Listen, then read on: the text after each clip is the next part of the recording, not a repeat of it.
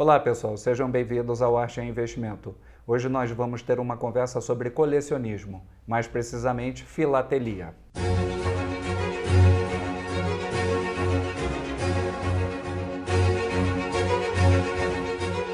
A RHM foi fundada em 1948 pelo alemão Hofmeier. Hoje a empresa é administrada pelo seu filho, Peter Meier, com quem vamos ter o prazer de conversar sobre filatelia. Peter, seja bem-vindo ao Arte e Investimento. O prazer é todo meu, Jorge. O que é filatelia? Ela se resume somente a selos? A origem da palavra filatelia vem do grego e significa filos amigo, telia seria taxa, imposto. Então, filatelia é aquele que gosta, no nosso caso hoje em dia, do selo postal. O selo postal surgiu em 5 de maio de 1840 na Grã-Bretanha e logo depois no Brasil em 1843. E a filatelia evoluiu e não se resume apenas ao colecionismo desse pequeno retângulo de papel. Vai muito além e a gente, através dessa entrevista, vai tentar mostrar o que engloba a filatelia. Quais são as categorias colecionáveis da filatelia? Existem diversas categorias, principalmente na parte de competição. São 11 categorias, na verdade. Existe a filatelia tradicional, que resume-se a colecionar selo por selo. Existe história postal, são as mais importantes, onde os envelopes contam a história, então a pessoa pretende contar um pedaço da história com os envelopes. Existe o colecionador temático, que escolhe alguma coisa ligada à profissão ou alguma coisa que ele deseje e goste, então ele desenvolve um tema. Existe a categoria literatura, aerofilatelia, juvenil, open class e até cartões postais e inteiros postais. Essas categorias são categorias reconhecidas internacionalmente. Existe uma Federação Internacional de Filatelia com um corpo de jurados e as exposições são nacionais, binacionais e internacionais. Isso quando a pessoa tem a intenção de expor a coleção. E tem aquele que coleciona do jeito que ele quer, não sujeito a nenhuma regra, ele faz isso por prazer e guarda em casa e aí ele faz do jeito que ele quiser, basicamente isso. Como o selo postal deixou de ser algo descartável? Interessante a sua pergunta, Jorge, porque assim como outros comprovantes de pré-pagamento foram jogados no lixo, diversos deles, por exemplo, passagens de metrô, de avião, depois de utilizados, são jogados no lixo, o selo postal teve uma história diferente. E por quê? Porque alguém, na Bélgica, chamado Muntz, se deu ao trabalho de colocá-los em ordem cronológica, atribuindo valores monetários para eles com carimbo e sem carimbo. Então, com cada emissão postal tem 2 preços. As poucas pessoas que ficaram sabendo disso lá em 1870, que o selo utilizado no envelope tinha algum valor depois de utilizado, quer dizer, ele cumpriu sua missão, passaram a guardar o selo carimbado. Mas foram poucas pessoas. Por isso que as primeiras emissões de cada país são raras, porque a maior parte foi para o lixo, que era o destino usual de um papel que indica o pré-pagamento de um serviço. No caso, o serviço de mandar uma correspondência, uma mensagem escrita. Então, o selo era um pré-pagamento para um serviço que vai ser feito.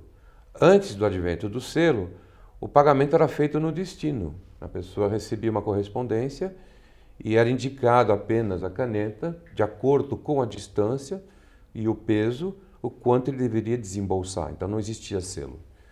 O selo postal, quando surgiu, ele na verdade socializou a correspondência. O volume de correspondência na Grã-Bretanha, que foi o primeiro país, saltou de números pequenos para números estratosféricos.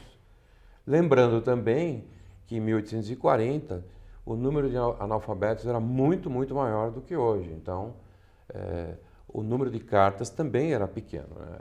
Quem mandava a correspondência era o clero, reis, rainhas, pessoas instruídas. A maior parte das pessoas vivia no campo e não sabiam ler e escrever. Então, isso teve impacto nas grandes cidades, como Londres e assim por diante. Então, por isso, deixou de ser descartado. E as primeiras emissões têm uma importância muito grande, porque era natural jogar fora. Era usual, seria o racional. Basicamente por isso. Peter, por que as duas primeiras emissões postais brasileiras são tão valorizadas no mundo? Jorge, a pergunta é bastante interessante e pertinente, porque as primeiras emissões postais brasileiras foram fabricadas na oficina das apólices no Rio de Janeiro, de uma forma rudimentar. E a nossa primeira emissão postal é do dia 1º de agosto de 1843, quer dizer, foi vendido ao público nos valores de 30, 60 e 90 reais. O papel que se utilizava na época era um papel bastante espesso. Então a gente tem que lembrar que o Brasil estava acostumado a pagar pelo serviço postal no destino. E o Brasil é muito grande. Então a pessoa recebia uma correspondência e já tirava o dinheiro do bolso para pagar.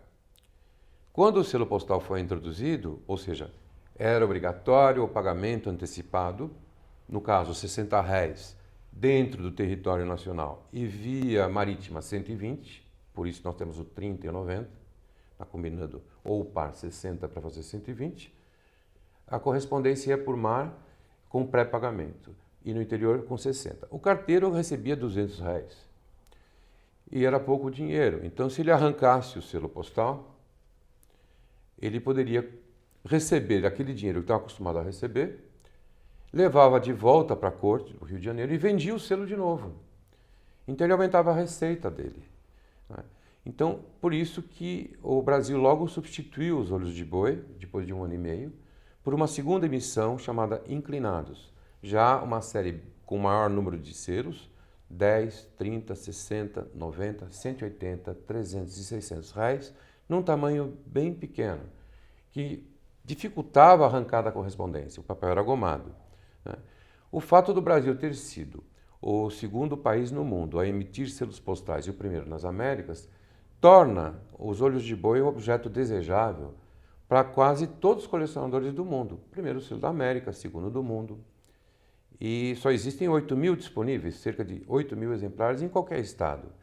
Então isso fez com que o Brasil fosse pioneiro no mundo nessa área, na filatelia, né? E os inclinados também, porque são selos extremamente raros, que rasgam com facilidade, o papel é muito, muito fino.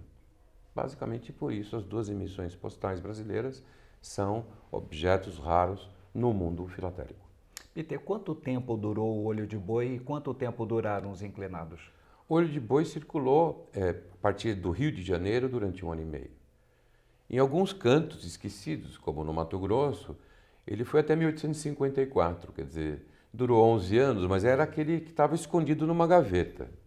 Então uma carta de Cuiabá com olho de boi é uma coisa raríssima, extremamente rara. O normal é até 1844, 1 ano e meio. Já os inclinados saíram em 1846, 44, 45, 46 e foram até 1850, duraram 6 anos.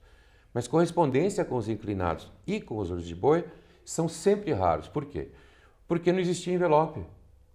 Então eles usavam o papel dobrado e o olho de boi ou inclinado era para fechar o envelope. Então na hora de abrir, rasgava o selo.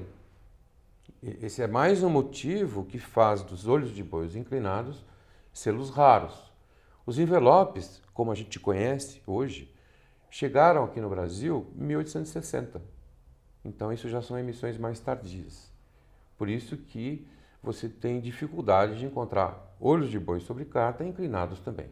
São muito difíceis mesmo. Agora, Peter, última dúvida com relação ao olho de boi inclinado.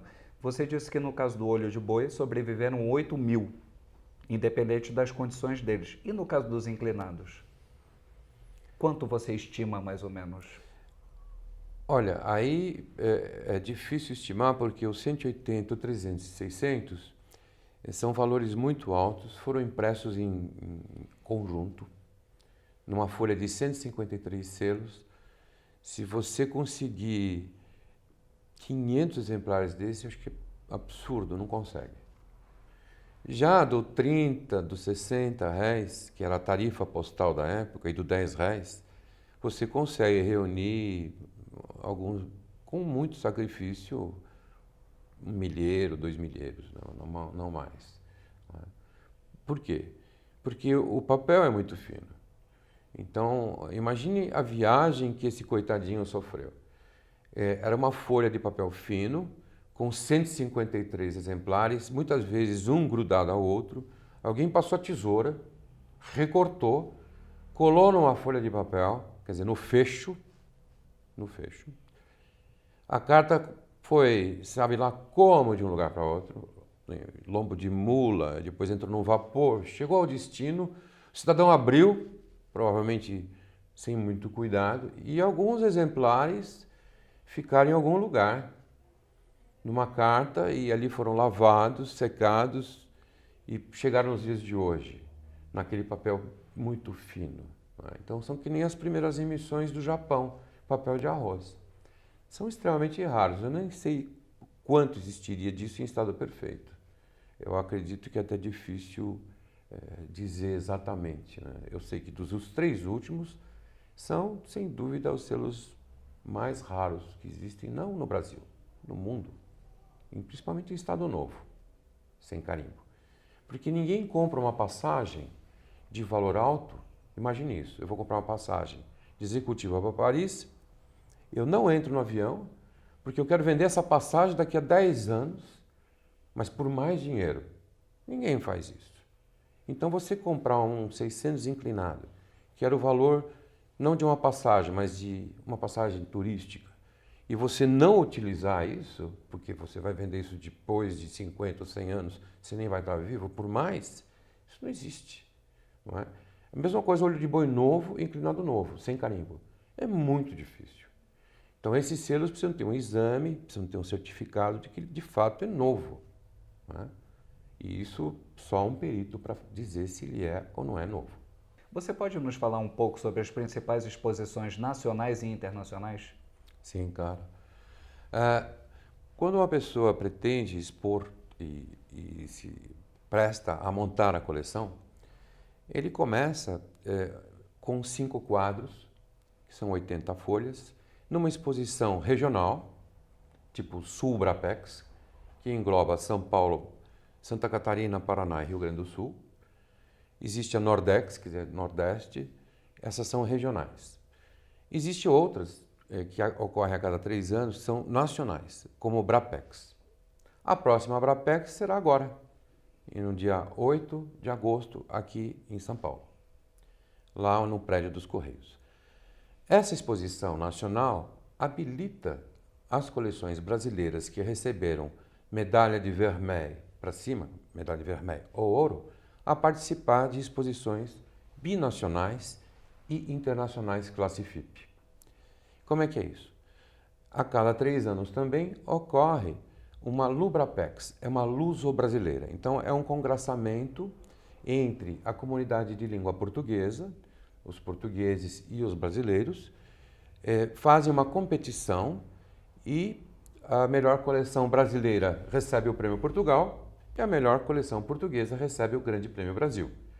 E a melhor de todas recebe o Grande Prêmio Lubrapex. Passando desse nível, a coleção já vai para nível FIP. Aí a Federação Internacional de Filatelia é que comanda. Então a linguagem tem que ser francês e inglês ou espanhol, as legendas. O júri é internacional e acabou de acontecer uma na cidade de Wuhan, na China, com um júri brasileiro, participante, com coleções brasileiras. E essas são as grandes exposições. Existem as mega exposições. Ano que vem, 2020, existe a London 2020. A última foi há 10 anos atrás, 2010, e a penúltima, 2000. Nos Estados Unidos ocorre a mesma coisa. Em 2016 teve a de New York, em 2006 anterior teve uma grande e assim por diante. Então só ocorrem a cada 10 anos. Ganhar um grande prêmio numa mega exposição norte-americana ou a de Londres é assim o suprassumo do campeonato para qualquer expositor. Esse é o top. Depois que você recebe 3 medalhas de ouro grande, que é o máximo que existe numa FIP, você já não pode concorrer dessa forma. Você tem que entrar na classe de honra. E na classe de honra, as coleções, as melhores coleções do planeta Terra estão disputando o Grande Prêmio. É assim que acontece. Então começa pequenininho e ao longo de décadas a coleção vai se formando, vai sendo conhecida, até o ponto em que ela talvez ganhe um grande prêmio de uma mega exposição. E a sua coleção nas competições? Iniciei a expor a coleção, chamada O Longo Caminho até os Olhos de Boi, numa exposição chamada Subrapex, em Porto Alegre. E na época era composta por 5 quadros, né? Então assim, 80 páginas. E ao longo do tempo eu fui adquirindo mais peças. Ela foi então para uma Brapex, que é uma exposição nacional, para uma Lubrapex. E ela foi crescendo, ganhando medalhas e acrescentando o número de peças, até que ela pôde participar em exposições com 8 quadros, que são 126 páginas. E ela é uma coleção interessante porque ela é uma coleção de selos sem selo. São cartas pré-filatélicas antes do advento do selo postal. Ela começa em 1648 e termina com um selo, que é um olho de boi, com carimbo de primeiro dia, 1º de agosto de 1843. Então, no cenário internacional, eu acreditava que ela não iria ter grandes chances, já que ela é uma coleção que só tem cartas e só tem um único selo. Só que, para surpresa minha, ela ganhou uma medalha de ouro no Japão, outra também em Melbourne, eu tinha esquecido, em Jacarta também, e ela já estava recebendo prêmios internacionais importantes quando, finalmente, em Singapura, ela ganhou um ouro grande em Singapura, em Nova York também, que foi uma surpresa maior ainda, porque é uma mega exposição que ocorre a cada 10 anos, e em Brasília, em 2017, ela concorreu ao campeonato e perdeu para uma coleção de olhos de boi de um colecionador argentino que é muito amigo meu. E com razão, porque a coleção dele tem os inclinados e os olhos de boi, e a minha só tem cartas pré-filatélicas e um olho de boi.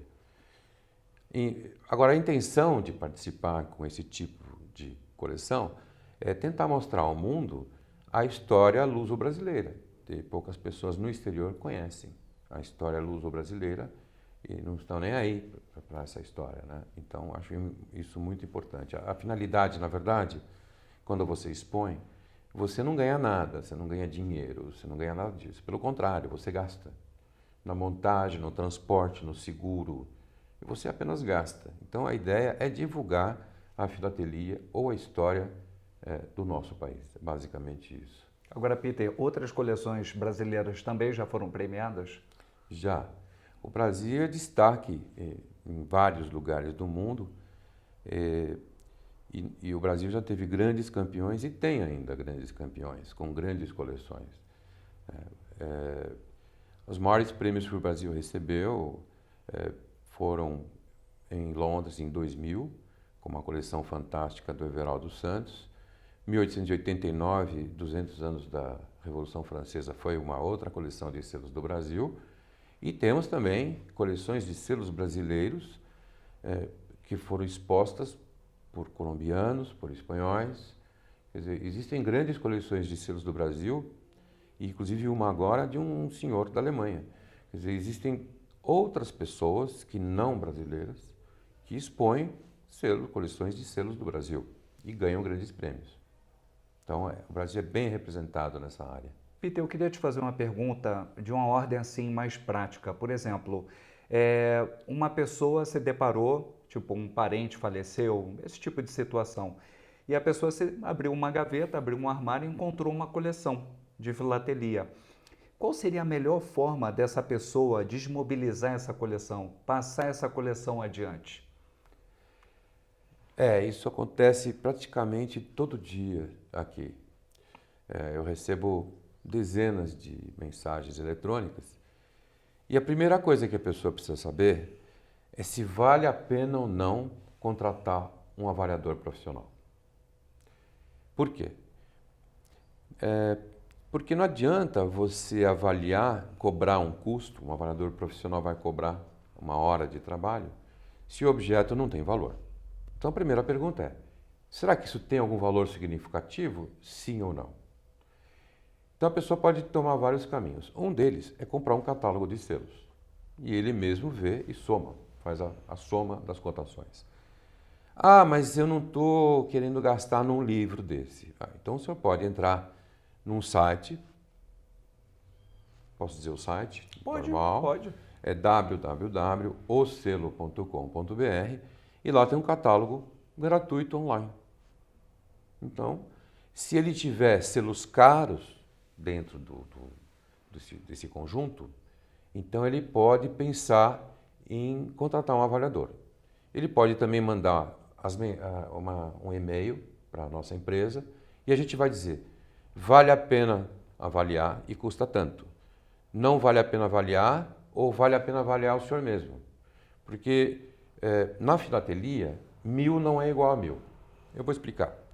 1.000 selos de R$1 seriam R$1.000. E um selo de R$1.000, R$1.000, certo? 1.000 selos de R$1, você tem que achar 1.000 pessoas que procuram aquele selo de R$1 que provavelmente elas já têm. Então é um trabalho hercúleo.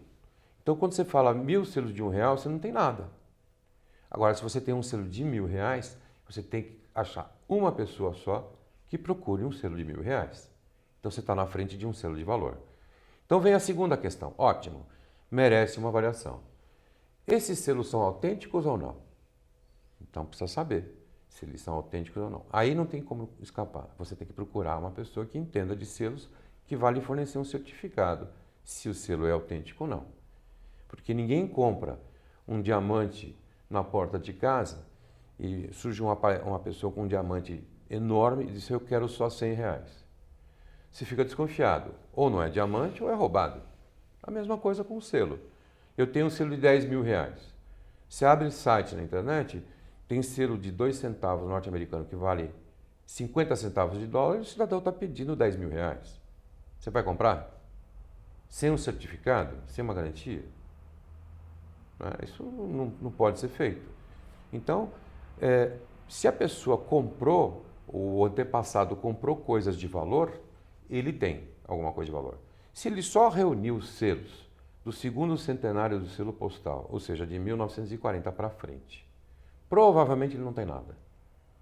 Provavelmente, 99% ele não tem nada. Tá? Porque um milheiro de selos vale R$5. E é só trabalho. Se escanear 1.000 selos para colocar à venda por R$5, você não consegue escanear 1.000 selos para vender por R$5, um por um. Não tem sentido, compreende? Então, 99% dos selos têm pouco valor, porque foram produzidos depois de 1940. Os selos de grande valor, e nem todos, estão no primeiro centenário. E os selos caros necessitam de um certificado de autenticidade, seja de que país for. E quem fornece é um perito local. A Alemanha é um alemão, no Brasil é um brasileiro, nos Estados Unidos e assim por diante. É um perito do país. Basicamente isso. Essa é o que eu sugiro que a pessoa que ache na gaveta. Né? Agora, Peter, tem uma equação nisso daí, por causa do seguinte, cotação não é preço. E ainda existe a questão da qualidade. A pessoa, às vezes, ela acha que o selo está em ótimas condições, perfeitas condições, e não está. Exatamente. Isso é importantíssimo, né? As pessoas confundem cotação, o livro traz uma referência que não é preço, né? Eu vou dar um exemplo. Antigamente, até hoje, um R$60 olho de boi valia metade de um 30. Essa é a relação que importa. É como se fosse a relação de figurinha, que a gente lembra na infância. Eu tenho a figurinha do Neymar. Então, o outro fala assim, eu troco 10 iguais pelo Neymar. Eu falo assim, não, 10 iguais eu não quero, eu quero 10 diferentes, ou 20 diferentes. O catálogo é isso. Ele traz a relação de raridade entre um e outro, mas não o preço. O preço é praticado com um desconto em cima da cotação. E esse desconto vai depender da qualidade do selo, né, do estado de conservação, das margens, do período que a gente está falando. Não é? Então, tudo isso afeta o preço e da situação momentânea da economia. Em situações de prosperidade, a cotação, o preço se aproxima da cotação. Em tempos ruins, o preço se afasta. E até o estado Dos comerciantes da área, se eles estão em situação financeira ruim, você vai ter dificuldades. Se eles estão em situação financeira boa, vai ser mais fácil vender. Tudo isso é o mercado que regula. O preço é o mercado, a cotação é uma coisa. A cotação está lá, é a relação entre eles. O preço vai depender do momento e da situação. Tá? Basicamente isso. Comerciante inadimplente vende por qualquer coisa. Estraga o mercado.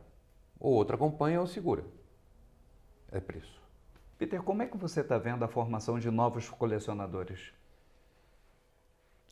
Com a ausência do selo postal na correspondência, é claro que ficou mais difícil formar novos colecionadores.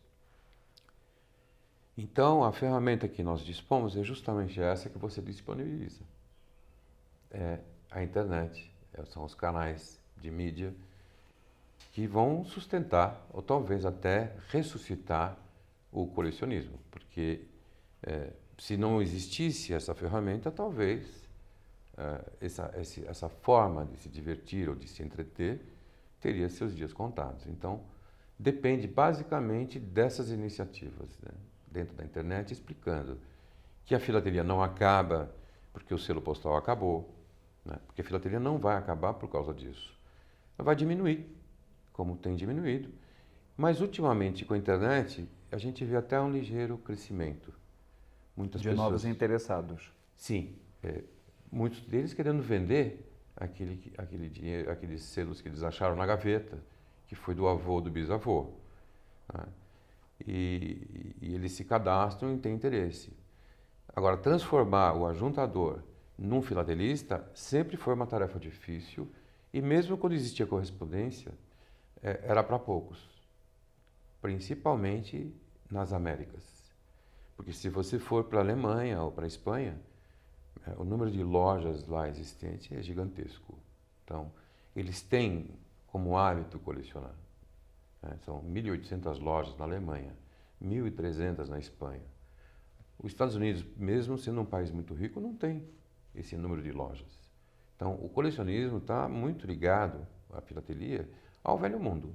É um continente antigo lá que guarda essas coisas. E é curioso, porque passando 2 grandes guerras mundiais, ainda existe muita coisa que sobreviveu a 2 grandes conflitos mundiais. Né? Quer dizer, você acha para filatelia com grande facilidade e imaginar que aquilo tudo foi devastado durante 2 grandes confrontos. Né? Então, eu vejo que com a internet, com os meios de comunicação e com informações, isso possa realmente aumentar e se desenvolver. É possível fazer uma coleção interessante com poucos recursos? É possível, sim. E eu já vi pessoas financiando seus cursos superiores apenas estudando filatelia moderna. É possível gastar muito pouco e fazer verdadeiros monumentos da filatelia. Um dos maiores filatelistas que o Brasil já teve, acho que nunca gastou 1 centavo. E escreveu uma bíblia sobre a nossa filatelia. Na época em que havia correspondência, claro. Então ele era um caçador. Existem caçadores ainda hoje, um número menor, mas é possível sim. É possível formar uma bela coleção sem gastar muito dinheiro, dependendo do setor da filatelia. Quando a gente fala de Brasil Império, o padrão econômico do colecionador vai diminuindo à medida que, saindo dos olhos de boi até as últimas emissões. Quando entra na República, o poder aquisitivo é ainda menor, e quando se fala em selos modernos, menor ainda. Então você pode esgotar um assunto gastando muito pouco, quanto mais recente for. Mas não pode se esperar retorno também. Se você gastou pouco, você tem pouco. Isso aí é a regra. Se você gastou muito num selo, provavelmente você vai receber muito mais no futuro. Então, bijuteria não vira joia. Isso não acontece. Não adianta você... eu vou investir, comprar a produção de uma fábrica de bijuteria de 6 meses, daqui 100 anos eu vou vender como joia. Não vai, é bijuteria ainda. Então, bijuteria, joia, joia. Isso tem que ficar bem claro. Tá? A pessoa não pode esperar que uma coisa que tem 130 anos vire muito dinheiro. Né? Porque nós temos selos de 1860 que não valem nada. De 1850 também. Vale 2, 3 reais. E daqui 100 anos vai valer nada também. Não existe isso de, vou comprar hoje porque daqui 100 anos meu bisneto vai vender. Não existe isso. Bijuteria continua sendo bijuteria. Tá? Agora pode-se fazer sim, uma coisa bem simples, com certeza. Peter, como você está vendo a negociação de selos pela internet? Olha, eu tenho uma loja virtual e muitos têm loja virtual e existem vários leilões online. E a gente vê que as vendas feitas por lojas que você tem conhecimento, que são conhecidas, você tem mais segurança em saber que você está comprando alguma coisa boa. Né? Nos leilões que eu vejo por aí, causa preocupação, porque a gente vê muita gente sendo enganada. Eu mesmo já fui vítima, e de uma forma até bastante engraçada. Eu comprei uma peça num leilão virtual, expus a peça numa coleção, ganhou medalha, o jurado veio me cumprimentar e eu descobri muito tempo depois que era uma xerox colorida muito bem feita. Eu não percebi. E aí eu perdi o elo. Se eu quisesse reclamar, eu já não sabia nem quem era. Então, na internet, eu procuro, ter um fornecedor, ou dois, em que eu possa confiar. Né? Seja lá ele quem for. Né? Mas tem que existir essa relação, mesmo na internet, para você conseguir fazer uma coleção e não ser vítima. Depois você comprou há um ano atrás e descobriu alguma coisa, você não tem mais para quem reclamar. Para quem você vai reclamar? Ele mudou o username, ele já não existe mais. Não é?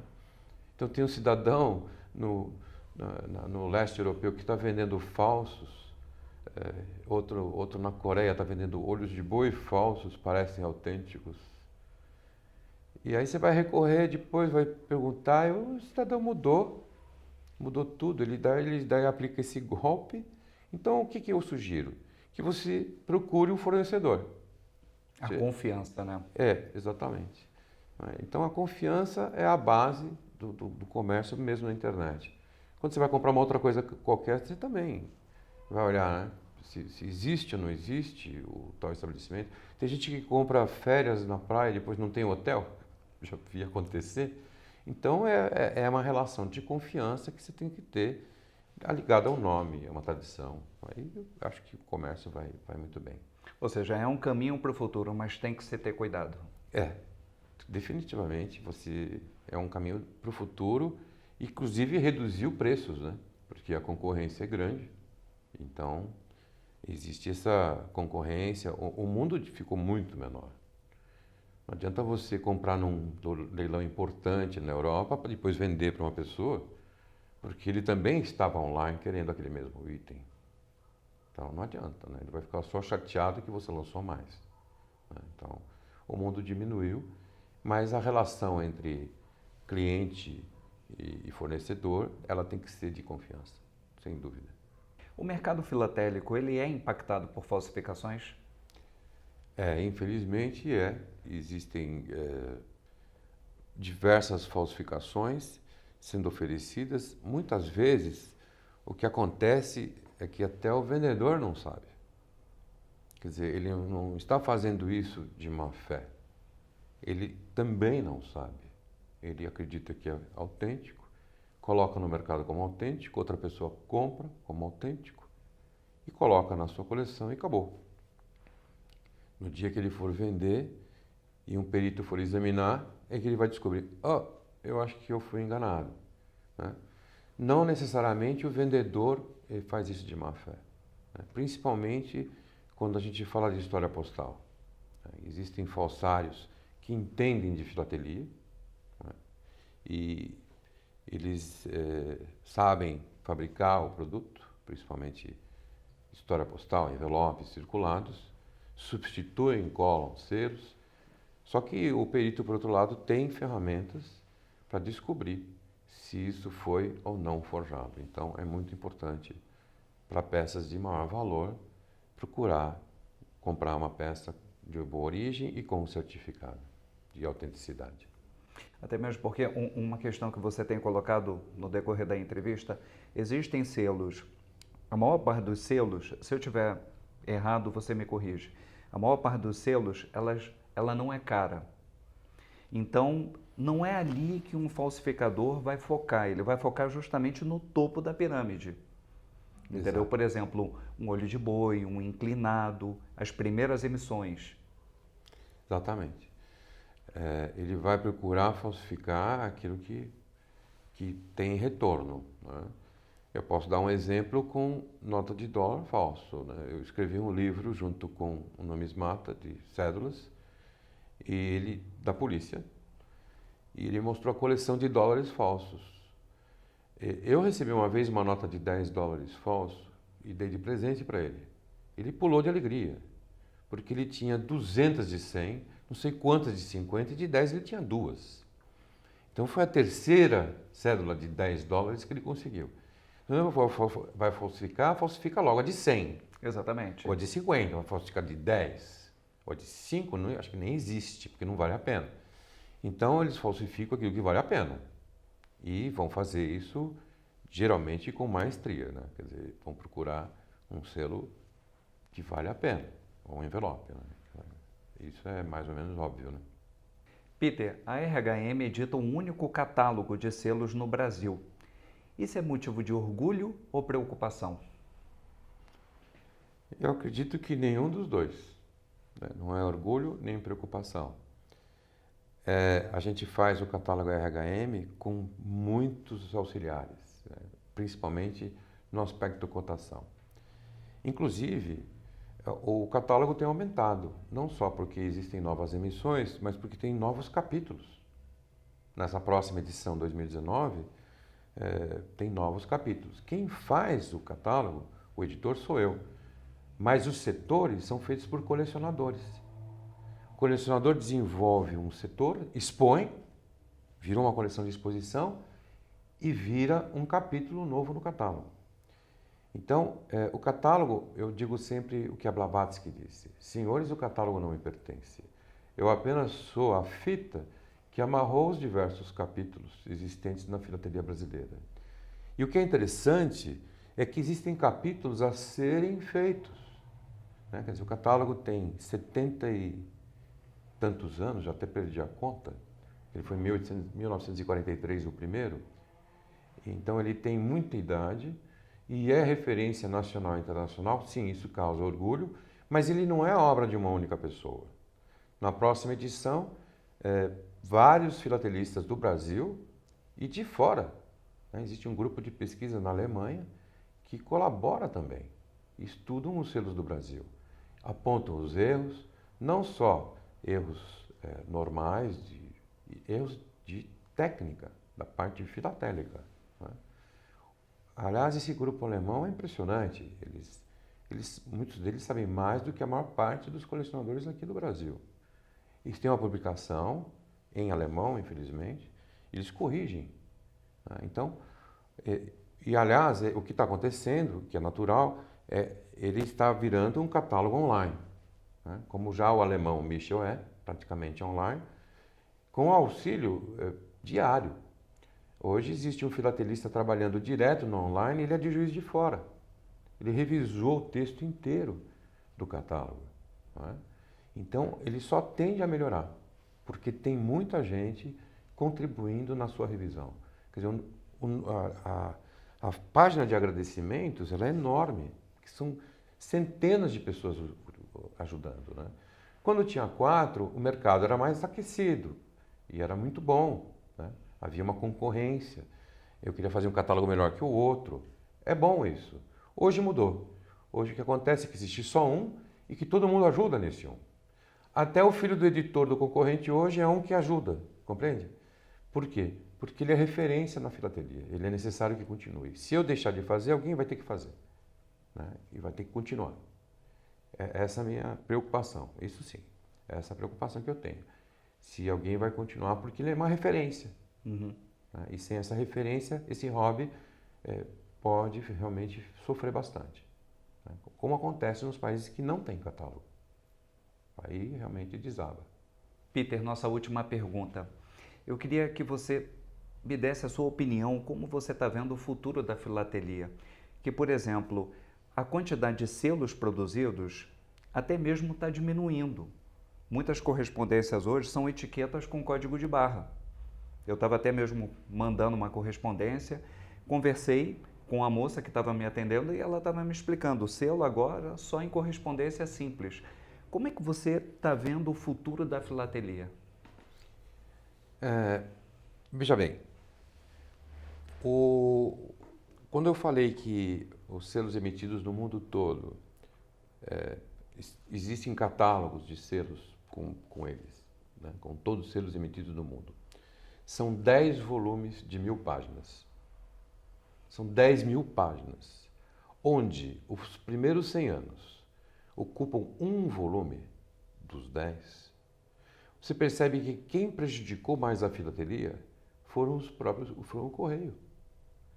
O Correio foi quem mais prejudicou a filatelia, porque ele começou a fabricar selos que não tinham uso postal. Em 1900, o Brasil emitiu a primeira série comemorativa, que não era para uso postal. Então, se o selo não é para uso postal, para que ele serve? Só para colecionar? Então, a filatelia sempre sofreu, assim como figurinha.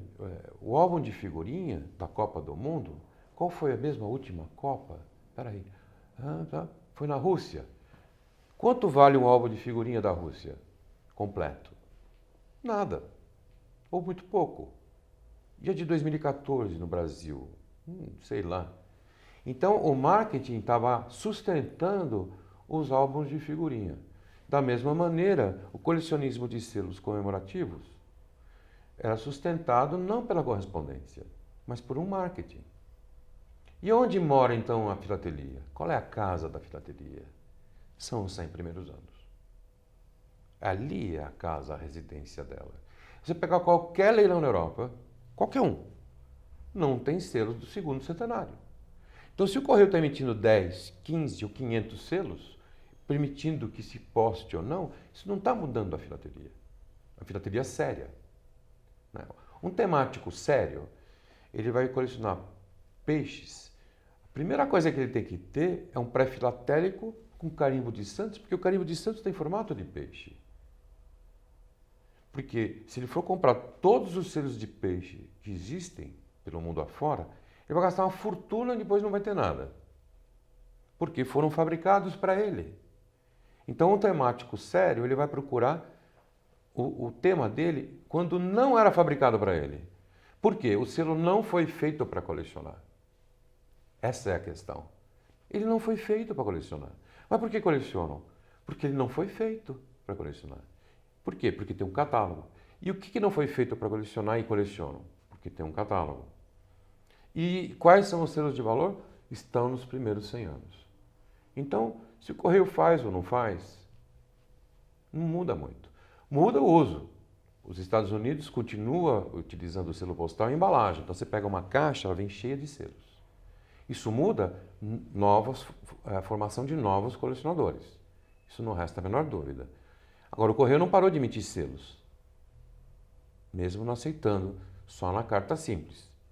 E vende para os seus assinantes, que já foram 15 mil, agora não sei quantos são. Afeta sim, mas não é determinante. O número de iniciantes vai diminuir, né, porque ele não vê o selo na carta. Mas a filatelia em si, a residência oficial é outra. É o valor que se atribuiu a ele. O valor grande, né, porque tem selos brasileiros que custam uma fortuna. E você pode levar no bolso. Não tem nada menor com maior valor que você possa levar. Não existe. Onde você pode levar no bolso um número com 6 dígitos? E passar por qualquer lugar. Existe alguma coisa? Não. Eu não conheço. Eu não conheço. Mas se está valendo 6 dígitos, alguém pagou 5 dígitos algum dia lá atrás. Com certeza. Com certeza. Então, a filatelia mora em outro lugar. Mora nos primeiros 100 anos. É a mesma coisa que museu. Tá certo, tem museu de arte moderna. Mas os museus, quando você vai visitar o Louvre. Você vai visitar em São Petersburgo o Museu da Catarina, né, o Prado, em Madrid. E fala assim, mas onde está a pintura que foi feita em 2000? Sei lá, você está vendo Goya, você está vendo Rembrandt. E tem uma máquina que pode reproduzir o quadro da Mona Lisa hoje, perfeito, com os mesmos traços. Mas o cara quer ver a Mona Lisa. Não é? Com o selo igual. É antiquário, é coisa antiga. Basicamente, eu creio que a filatelia continuará por aí. Tanto é que há um tempo atrás não existia pré-filatelia. Não existia. Hoje já se olha com os outros olhos. Você pega os leilões internacionais, uma carta Catarina Grande vale uma fortuna. Antigamente ninguém dava, não dava atenção a isso. Hoje mudou. Então, a filatelia ela cresceu mais antes do selo do que depois do segundo centenário. Por isso que você não vê selos modernos. Peter, eu queria te agradecer essa oportunidade, Eu que ter agradeço. recebido a gente ter conversado Legal. bastante. Muito obrigado. Imagina, eu que agradeço. Pessoal, espero que vocês tenham gostado da entrevista com o Peter. Inscrevam-se no canal, deixem seu like e compartilhem. As informações de contato do Peter e da RHM estão na descrição do vídeo. E lembre-se, arte é investimento e cultura, conhecimento, bom gosto e prazer.